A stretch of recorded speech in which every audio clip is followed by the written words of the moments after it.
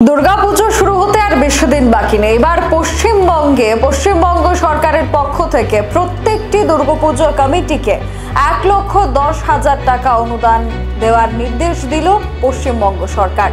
গত বছর এই সরকারি অনুদানের পরিমাণ ছিল মাত্র 85,000 টাকা, তবে এবছর সেটা বাড়িয়ে 1,10,000 টাকা করা হয়েছে।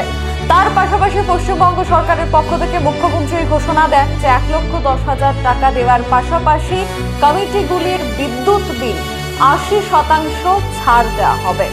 এত পরিষেবা দেওয়া হচ্ছে কমিটিগুলিকে। তবে এই নিয়ে নানান প্রশ্ন উঠছে।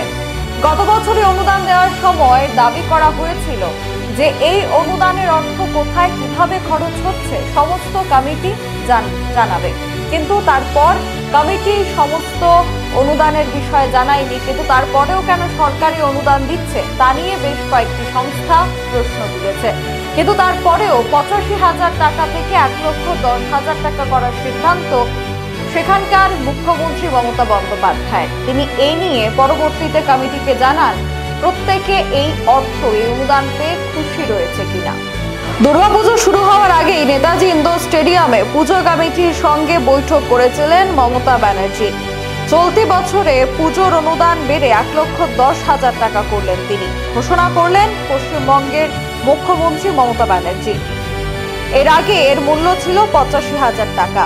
তাছাড়াও বিদ্যুৎ বিলে পুজো কমিটিগুলিকে 80% ছাড় এবং পুজো কমিটিগুলি ফায়ার লাইসেন্স ফি মুকুবের ঘোষণা করা হয়েছে। এই বৈঠকে সর্বধর্ম সমন্বয়ের বার্তা দেন মুখ্যমন্ত্রী মমতা ব্যানার্জি। বলেন, বাংলার দুর্গাপুজো জাতীয় উৎসব, প্রাণের উৎসব। Bureau report, social Bangla. এখনকার মতো সংবাদ এখানেই শেষ করছি। পরবর্তী খবরাখবরের জন্য চোখ রাখবেন সোশ্যাল বাংলায়। নমস্কার। শেফদের পছন্দ সিস্টার মশলা, যা মডার্ন টেকনোলজি এবং স্বাস্থ্যসম্মত। সিস্টার, নিশ্চিন্তের প্রতীক।